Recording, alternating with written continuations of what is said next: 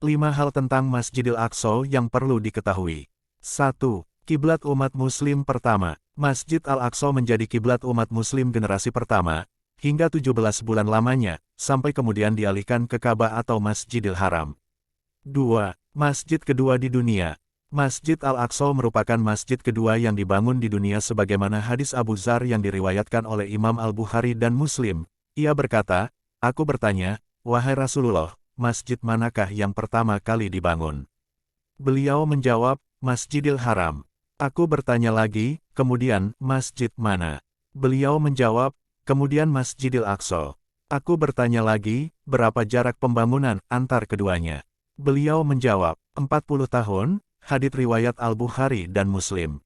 3. Pesona Masjid. Pesona Masjid Al-Aqsa terletak pada desain arsitektur yang memadukan unsur tradisional dengan sedikit sentuhan modern. Masjid ini memiliki 7 buah lorong yang ditopang oleh tiang-tiang melengkung bergaya hipostyle nave, serta dilengkapi beberapa ruang kecil tambahan di sisi sebelah barat dan timur. Terdapat 121 jendela kaca patri dari era Abbasiyah dan Fatimiyah yang berdiri kokoh hingga saat ini. Sebagian besar ruangan Masjid Al-Aqsa didominasi marmer berwarna putih dengan balutan karpet merah yang terlihat anggun. Kubah masjid dulunya terbuat dari batu yang dibangun langsung oleh Abdul Malik bin Marwan. Namun sekarang sudah diganti oleh Az-Zahir dengan desain terbaru yaitu kayu yang disepuh dengan lapisan enamel timah. Interior kubah dicat mengikuti dekorasi khas era abad ke-14.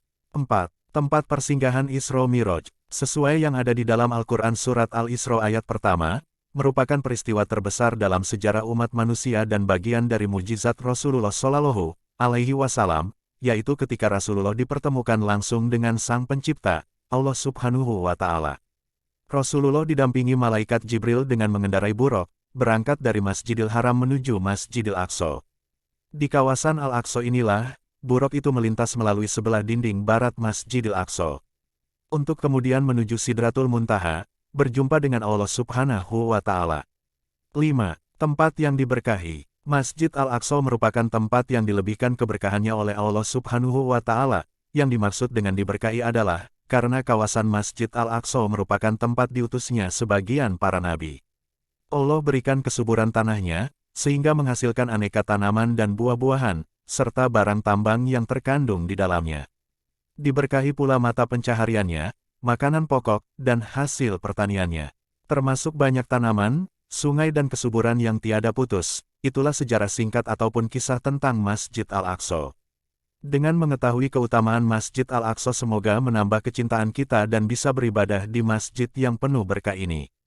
Sebagai umat Islam, sudah sepatutnya kita ikut memakmurkan masjid-masjid, tak terkecuali Masjidil Aqsa yang menjadi salah satu dari 3 masjid yang dianjurkan oleh Nabi Muhammad SAW untuk dikunjungi.